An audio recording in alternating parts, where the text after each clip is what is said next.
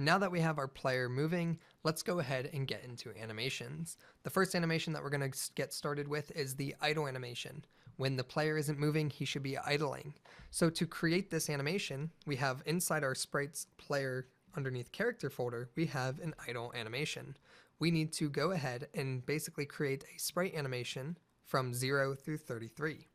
So to do this, what you want to do is select your player, go into the sprite, and with the sprite selected, we need to now create a new animation clip. So to do that, we need to open up the animation window. Go to Window, Animation, and that's going to create the animation panel. Go ahead and snap this next to the console. With the sprite of the player selected, we're going to create a new animation clip. Select Create, and where do we want to save this animation asset? We want to save this animation asset with our characters.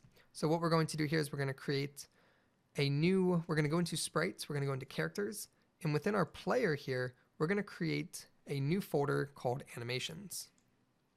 We're going to have several animations. We're going to have a death, a fire swing, a hit, an idle, a jump, a run, and more. So we want to make sure that these are going to be very organized. So let's create a new folder underneath our player, and let's call it animations. This first animation that we're creating is called idle. We'll save this. And you'll see here that created inside our folder structure of player a folder called animations. It created two things, an idle animation and a controller called sprite. If you select your sprite, it added an animator controller. And inside that controller, if you double click it, is our idle. And the reason why it's orange here is because it is the default animation. So as soon as we hit play, it's going to basically idle. Now what we need to do is with the sprite selected, we need to create the animation. To do that, we're going to make sure that the animation view is on our idle clip. We're going to hit the record button, and we're going to drop down the idle sprites, and we're going to hold down Shift and select all of them. So click, hold down Shift, get all the frames, and drag it into here. Once we've done that, we can go ahead and stop recording. We can hit play to view the animation.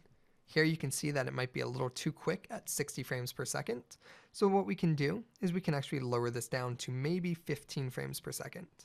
Let's go ahead and change the samples to 15. Hit enter. And you'll see here that that's a much more subtle movement.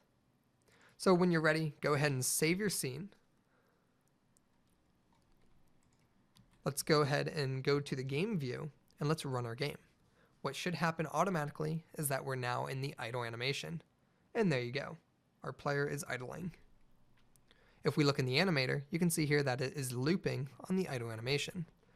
What we want to do now in the next video is we're going to set it up so that when we go to the right, he transitions to a walk or run animation. So let's go ahead and get started with that. I'll see you then.